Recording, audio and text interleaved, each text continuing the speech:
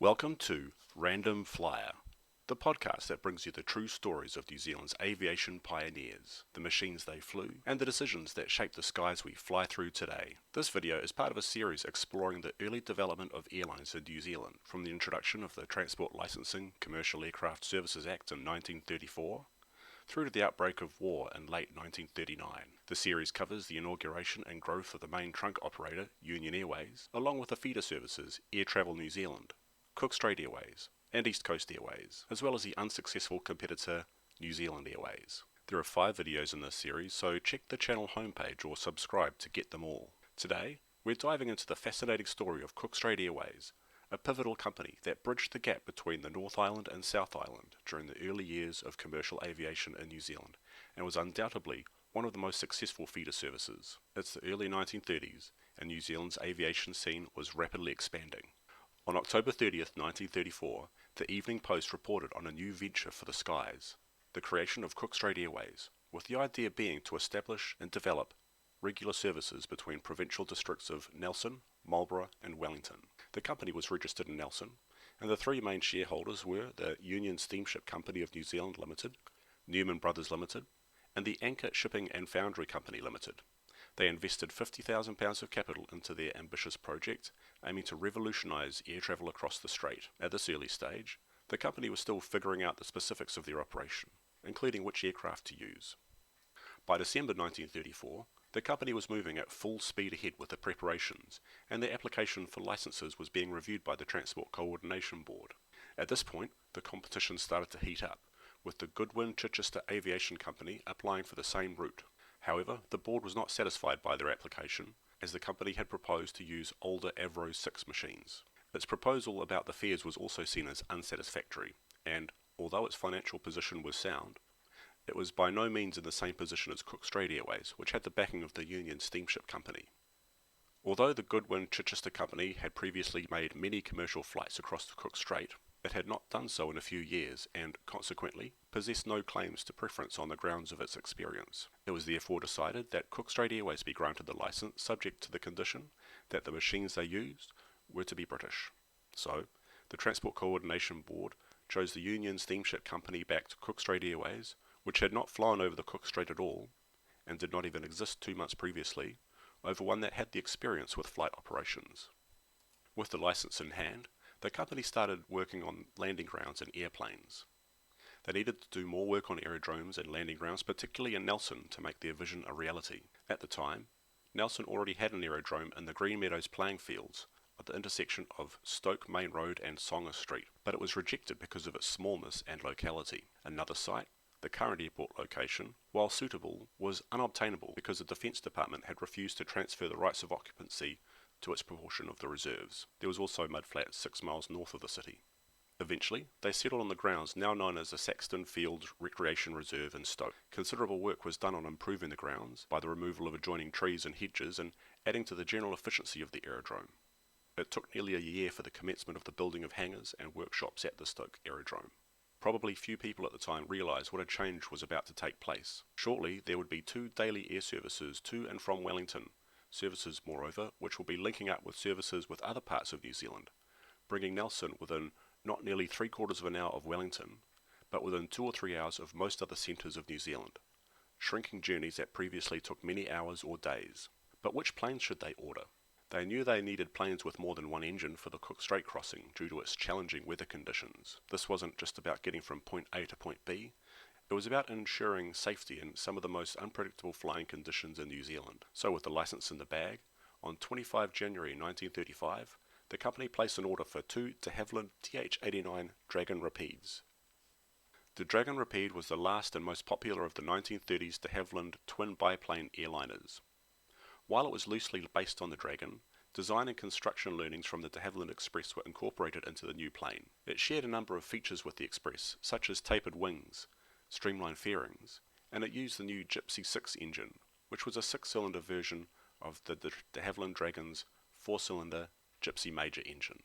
Despite being what amounted to more of a scaled-down version of the Express than a bigger Dragon, the DH-89 demonstrated none of the operational vices of the Express, and several hundred of the type were produced. Eventually, most of the Dragon Rapides in New Zealand were seconded by the RNZAF for World War II and were released back to civilian service at the conclusion of the war, where they were taken up by NAC. Dragon Rapides and Dominies, the military versions that were then released into civil service, flew regular scheduled services on the west coast until the 1960s. The two de Havilland Dragon Rapide airplanes were shipped from London by the Rangitata on 17 October and arrived in Auckland on November 20 and were assembled in Hobsonville. On Monday, 30th of December 1935, Cook Strait Airways officially launched its service between Blenheim, Wellington and Nelson. The planes would leave Nelson at 7:45 am and depart from there at 9 am for Blenheim, from where they would leave again at 9:45 back to Wellington. The plane would then leave Wellington at 10:30 am for Nelson, arriving there at 11:20 am and departing again for Blenheim, and so on until they came to rest in Nelson just before 6 pm. The operational schedule was changed from the original granted by the licence so as to dovetail with Union Airways, so that passengers from Wellington could connect with the main trunk line at Blenheim. The first day of operations fell on a blustery day in Wellington in a fresh southerly, and despite this, the whole day ran according to schedule, or a little bit ahead of it. The service was a hit. They were crossing the Cook Strait in under 30 minutes, which was a major leap forward compared with the hours-long ferry journeys. Passengers were thrilled, as was the city of Nelson, which had long been isolated from the rest of the country. The first week was an outstanding success and a sign for things to come. The indications were that they would be called to use the planes for far greater number of hours than was scheduled. The planes had been running for 4 days, completing 2 trips each way between Nelson and Wellington, 2 trips each way between Blenheim and Wellington, and 1 trip each way between Blenheim and Nelson. The trips were almost always fully booked, and forward bookings were very heavy, and the planes maintained the timetables to the minute. Success continued, and by January 1936, Cook Strait Airways was booming.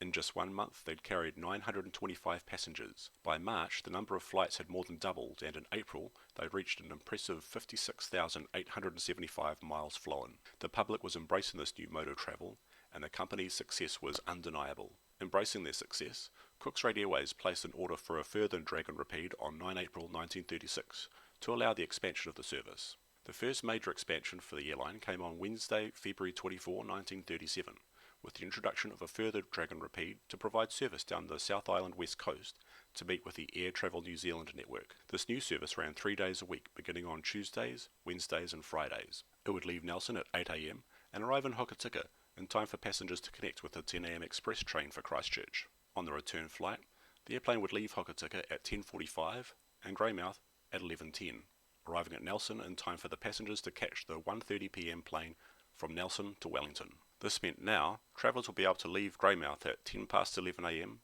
and be in Wellington about 2:15 in time to catch the 3 pm express train for Auckland, arriving there the following morning. Previously, a passenger would have to catch the Midland Express train across to Christchurch, then the Union steamship Inter-Islander ferry up to Wellington, arriving the next morning, and then a 14-hour train ride to Auckland, arriving there at the end of the day that airline passengers would have arrived at in the morning. The second expansion came in September 1937. This involved a 50% increase in flights offered across the network, mainly comprising of additional early morning and late afternoon return flights between Nelson and Wellington. Additionally, the last flight of the day would be delayed until 5:15 pm. This was a big boon for businessmen because it meant that one could now spend a full day in the capital city of Wellington. It also meant passengers could spend a full day in Nelson. Previously, it was not possible to arrive in the city before 1:15 pm. Another important feature of the new timetable was that a service would now run from Wellington via Nelson, Greymouth and Hokitika, where a connection will be made with the Air Travel New Zealand planes to the Franz Josef and Fox glaciers. It will be possible for travellers to leave Wellington at 7:45 am and arrive in Hokitika 3 hours later. Going the other way, it will be possible to leave Fox Glacier at 9:30 am, Franz Josef Glacier at 9:45 and Hokitika at 11 am and be in Wellington at 2:45 and Auckland at 6 pm via the new Auckland-Wellington main trunk service provided by Union Airways. The timetable had been framed for interlocking with Union Airways, railways and service cars in various parts, so one could now leave Nelson at 1 pm, be in Wellington at 2:15 pm, Palmerston North at 3:40, New Plymouth 4:45 and Auckland by 6 pm. On the morning of Wednesday 22nd June 1938, an individual appeared before the Magistrates' Court in Nelson, facing the charge of being drunk on a Cook Strait Airways aeroplane. Senior Sergeant Peterson said the defendant boarded the plane in Greymouth and was seen en route drinking from a flask of whiskey. Although the man had boarded the plane sober, by the time he'd arrived in Nelson, he was in a complete state of drunkenness. Although the man had boarded the plane sober, By the time they had arrived in Nelson, he was in a state of complete drunkenness. In fact, he was so drunk he had to be assisted out of the plane. Under what was said to be the first case under the Air Navigation Act, the passenger was liable for up to 6 months in prison or a fine of £200, but was let off with a fine of £5 in lieu of 7 days in prison. He was also charged with being drunk in a public place and was convicted for that, but discharged without further penalty. The final expansion came in 1939. For this, the company made the purchase of a fifth airliner. The machine purchase was one of the latest de Havilland Rapides, DH model 89A. It differed from the earlier models in that it was fitted with wing flaps, and with the latest instrumentation including rate of climb and dive indicators. The flaps allowed the plane to come in to land at a lower speed than previous, and it also meant it could carry more weight. It's interesting to note that the new de Havilland Rapide descriptive booklet was being printed in Cook Strait Airways colours and, as a frontispiece, contained a view of one of the company's Rapides in flight. In detail, the first change was to increase the Wellington to West Coast run from 3 times a week to daily except Sunday. The inauguration of this change was on Wednesday 15th of March. They also included, finally, Westport on the run, following the completion of works on the field there. Previously, a trip from Wellington to Westport would be a 10-hour sea journey and 9 hours travelling in service car. This was now cut to just under 2 hours. Things were looking up for the airline. Routes and timetables and fleet were expanding, but on 5th of October 1939, it was announced that all aircraft owned by Cook Strait Airways were to be taken over by the government to train Royal New Zealand Air Force personnel. The airline's Nelson to West Coast route was taken over by Air Travel New Zealand and was continued with some slight modification. The last Cook Strait Airways flight down the coast was Thursday 9 November 1939. Union Airways maintained the Wellington, Blenheim, Nelson services with Lockheed Electras. The number of trips were reduced, but the increased carrying capacity of the new planes enabled approximately the same number of passengers to be carried overall. Departing from Nelson on Friday 10 November 1939, the last of the Cook Strait Airways planes circled over the city at 2:30 and then flew off for their new duties. The well-known machines had become part of Nelson daily life by miraculously improving connectivity with the rest of the country. Despite these interruptions, Cook Strait Airways' legacy continues to be remembered. Their role in connecting New Zealand's islands and bringing aviation to the masses was a crucial part of the country's history. From humble beginnings with a small fleet of Dragon Rapides to the pivotal role they played in development of New Zealand's aviation infrastructure, Cook Strait Airways remains a cornerstone of our aviation story. Thank you for joining us, the journey through Cook Strait Airways. If you enjoyed this episode, don't forget to subscribe and share with others who have the passion for New Zealand's aviation history.